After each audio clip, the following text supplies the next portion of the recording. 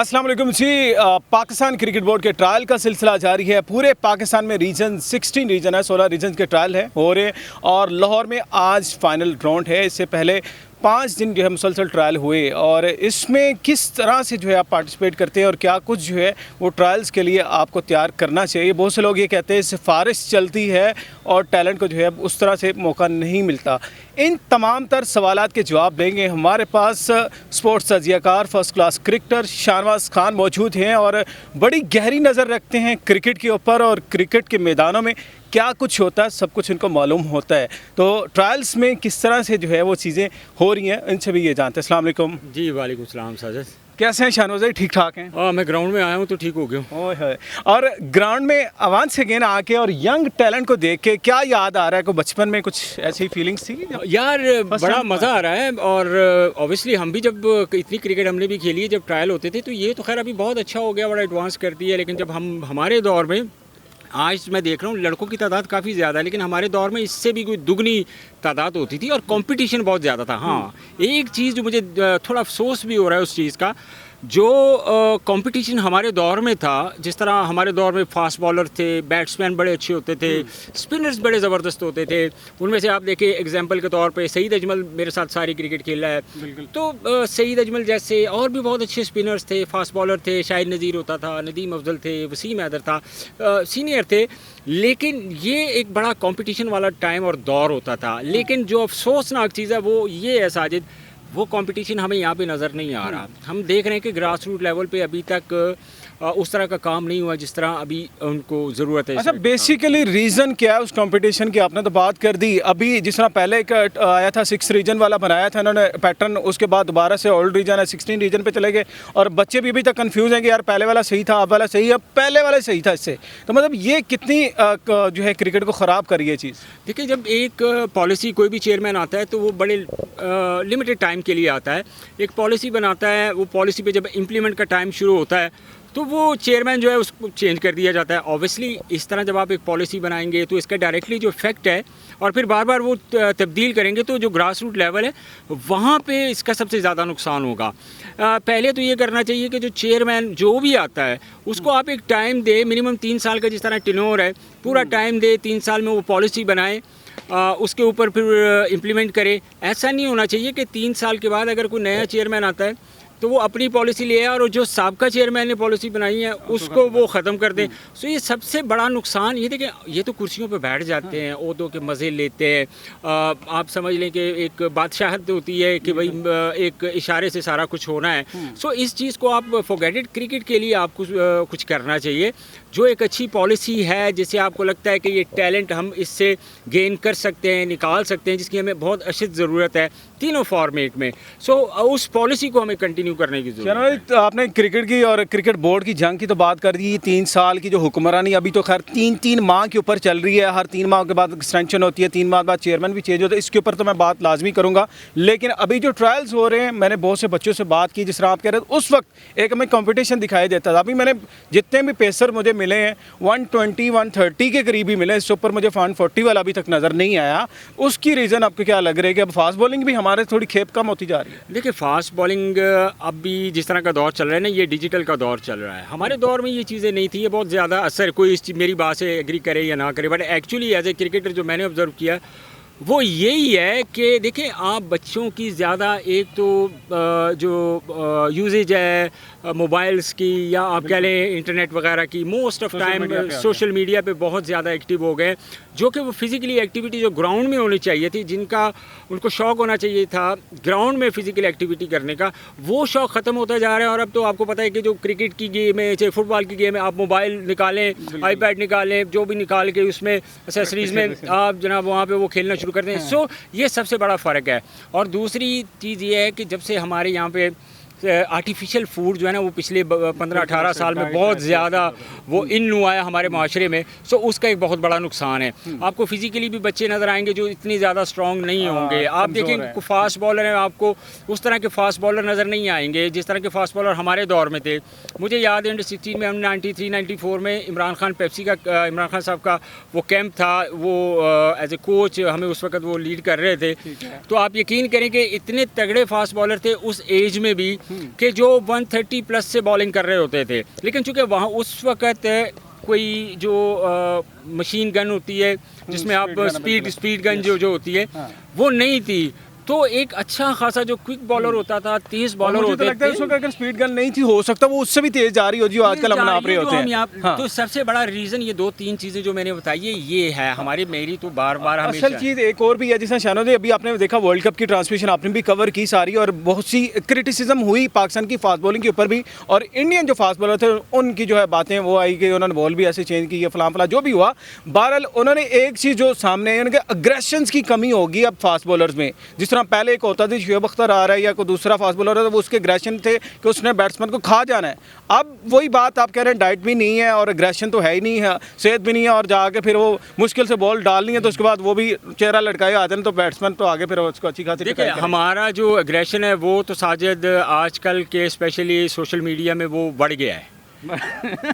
उसकी रीज़न ये है कि एग्रेशन बढ़ चुका है। हमारी जो वो एक पैशन होता था, जो एग्रेशन होता था, दोपहर को यारी दोस्तियां बन गई हैं। एक 2-2 बजे ग्राउंड में जाते थे जून जुलाई के महीने में, तो आप खुद अंदाजा करें कितना हम लोगों को शौक होता था। और सॉफ्ट बहुत होगी। और फिर जैसे आपने बात की शुएब अख्तर, अब शुएब अख्तर जैसा दूसरा कोई आया है पूरी दुनिया में? पाकिस्तान में उस कैलिबर का कोई बॉलर आया है? मोहम्मद जाहिद जैसा कोई बॉलर आया? वसीम वकार यूनुस जैसा कोई बॉलर आया? नहीं आया। क्या रीज़न है? ये तो सोचने की बात है कि यार वाई हमारे एक मेन बॉलर अनफिट होता है तो हमारे पास ऑल्टरनेट नहीं होता कि उस बॉलर को हम जनाब रिप्लेसमेंट पे खिलाएं। हमने वही जो हमें फर्स्ट प्रायोरिटी पे जो हमारे पास हमारी उसने कह दिया कि यार ये लड़का अच्छा इसने परफॉर्म किया। फिजिकली हमने किसी को नहीं देखा होता, नाम सुने होते हैं, सिर्फ बुक के ऊपर वो लिखा था कि ये परफॉर्मेंस है, ये परफॉर्मेंस है।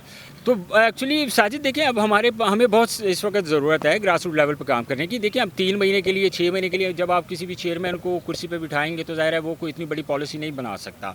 आपको एक प्रॉपर एक टाइम देना होगा मैनेजमेंट को। ज़ाहिर है अब नए जो डायरेक्टर बने मोहम्मद हफीज़, चीफ सेलेक्टर वहाब रियाज। मैं इसी चीज़ पे आ रहा था, म्यूजिकल चेयर का सिस्टम तो जारी है पाकिस्तान क्रिकेट बोर्ड में। जो चेयरमैन है वो हर 3 महीने बाद एक्सटेंशन मिलती है और फिर वही अपने अपने मर्जी के ओहदे भी आते हैं। इतना ज़्यादा कोचिंग स्टाफ लगा, 17 मेंबर जो हैं अभी पाकिस्तान के टीम के साथ ट्रैवल करेंगे, जिसमें आपके डायरेक्टर हैं, क्रिकेट हैं, हेड कोच हैं, असिस्टेंट कोच हैं, फिर हर कोच के साथ भी एक असिस्टेंट है शाहनवाज भाई। अब मतलब कि 17 लोग हैं और 15 की टीम है और उसमें 11 लोगों ने खेलना, तो हर एक प्लेयर के साथ 2-2 खिलाड़ी मतलब कोचिंग स्टाफ भी मौजूद है। ये टेन्योर या ये सेटअप आपको किस तरह से लगता है और ये रहेगा भी या ये भी बस चंद दिनों का मेहमान है? यार एक तो मेरी समझ में नहीं आती कि ये लोग कहते हैं कि ग्रास रूट लेवल पे अगर ये सारा पैसा लगाएं तो शायद इनको एक अच्छा टैलेंट भी आ जाए, इनके पास एक बेहतरीन प्लेयर्स जो है ना वो भी प्रोड्यूस कर सकें। देखिए आप कोचिंग स्टाफ की इतनी की आपको ज़रूरत नहीं है। हम मॉडर्न क्रिकेट की बात करते हैं, लैपटॉप पे हमने एनालिसिस करने होते हैं, हमने टेक्निकली सारी चीज़ें साइंस की रूह से देखनी होती है। हालांकि जब वो इम्प्लीमेंट का टाइम होता है फिजिकली ग्राउंड में हो तो जो वो बाहर उन्होंने प्लान किया होता है, जो वो कंप्यूटर पे सारी चीज़ नज़र आ रही होती है, ग्राउंड में ऐसा कुछ भी हमें नज़र नहीं आता, तो इसकी ज़रूरत नहीं है।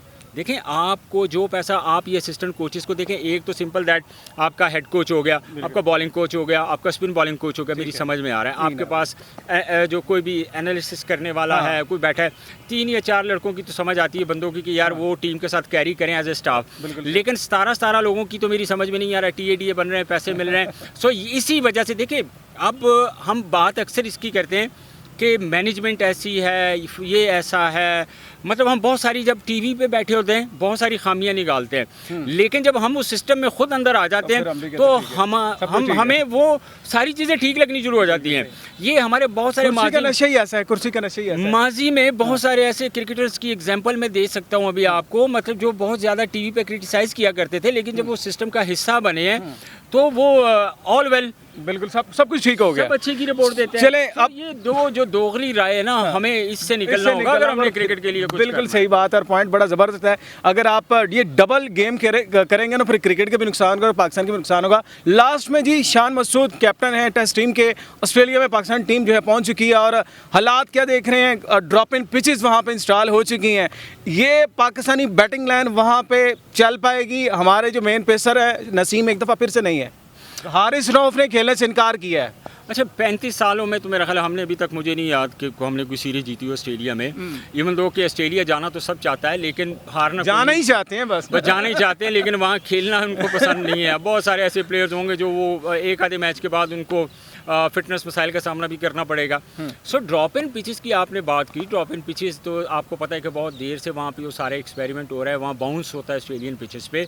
सो फिर हमारी जो बॉलिंग अटैक है, अब हम रिलाई कर रहे हैं शाहीन अफरीदी पे। मुझे लग रहा है कि शाहीन अफरीदी जिस तरह इंडिया में बॉलिंग करके आ रहे थे, अल्लाह करे थोड़ी इंप्रूवमेंट आ जाए, सही है, अच्छी बॉलिंग करें पाकिस्तान के लिए, और पाकिस्तान अल्लाह करे वो कोई अपसेट करें, पाकिस्तान मैच जीते। अपसेट की मैं बात इसलिए कर रहा हूँ, अपने पिछले माजी का जो रिकॉर्ड है उसको देखते हुए मैं कर रहा हूँ। फिर आपने हारिस रऊफ की बात की थी कि हारिस रऊफ हर बॉलर का ये राइट है, ठीक है, कि वो किसी भी फॉर्मेट से जो है वो अगर स्किप करना चाहे अपने आप को तो वो कर सकता है, इसमें कोई इशू नहीं है। लेकिन आपको जिस तरह फिटनेस के भी वहाब ने भी कहा, हफीज़ ने भी कल प्रेस कॉन्फ्रेंस में ये कहा कि ही इज़ वेल, हमने सारे टेस्ट चेक किए, वो सब ठीक है। सो मेरा ख्याल है कि हारिस रऊफ कभी भी 4 डे या 5 डे का वो बॉलर था ही नहीं। वो 20 ओवर की क्रिकेट का बॉलर था। आपको पता है कि टेप बॉल से आया है वो, और सीधा PSL खेला है, PSL से डायरेक्ट पाकिस्तान खेला है। सो जब आप डोमेस्टिक क्रिकेट खेल के जाते हैं ना नेशनल टीम में, सो आपके अंदर बहुत सारी चीज़ें डेवलप होती हैं, डेवलपमेंट होती है, एक्सपीरियंस आपका बहुत बढ़ता है, बहुत कुछ सीखने को मिलता है। और जब आप ग्रास रूट लेवल से या 20 ओवर की क्रिकेट से डायरेक्ट पाकिस्तान खेलते हैं, तो फिर इस तरह के मसाइल जो हैं, कभी आप खुद स्किप करेंगे अपने आप को, कभी आपको सिलेक्टर जो हैं वो आपको ड्रॉप कर देंगे। सो मुझे लग रहा है कि शायद जिस तरह का उन्होंने इस मौके पे उनको ज़रूरत थी पाकिस्तान टीम को, उनको खेलना चाहिए था। अब मेरा ख्याल है ऐसा भी नहीं होना चाहिए कि वो ऑस्ट्रेलिया जाएं और बिग बैश खेलने के लिए। सो ये एक ज्यादती होगी, बड़ा जबरदस्त है पॉइंट। बिल्कुल, पहली आपकी नेशनल ड्यूटी होनी चाहिए। बिल्कुल सही है। शान मसूद टेस्ट कैप्टन के तौर पे कैसे देख रहे हैं उसको? शान मसूद ही is talented guy, but actually मैंने उनको एज ए कप्तान मुल्तान सुल्तान के चंद मैचेस में देखा था। सो क्या ऐसी रीज़न बनी थी कि उनको मुल्तान सुल्तान की कप्तानी से हटाया गया? ये भी एक बहुत बड़ा क्वेश्चन मार्क है। और आपने शान मसूद को टेस्ट टीम का कप्तान बनाया, he is good player, but let's see कि अल्लाह करे, मेरी ये दुआ है कि ऑस्ट्रेलिया के जो टूर है वो ख़त्म अच्छे अंदाज में हो, और उसमें हमारे जो टीम के अंदर कुछ इस तरह के इख्तलाफात नहीं पैदा होने चाहिए।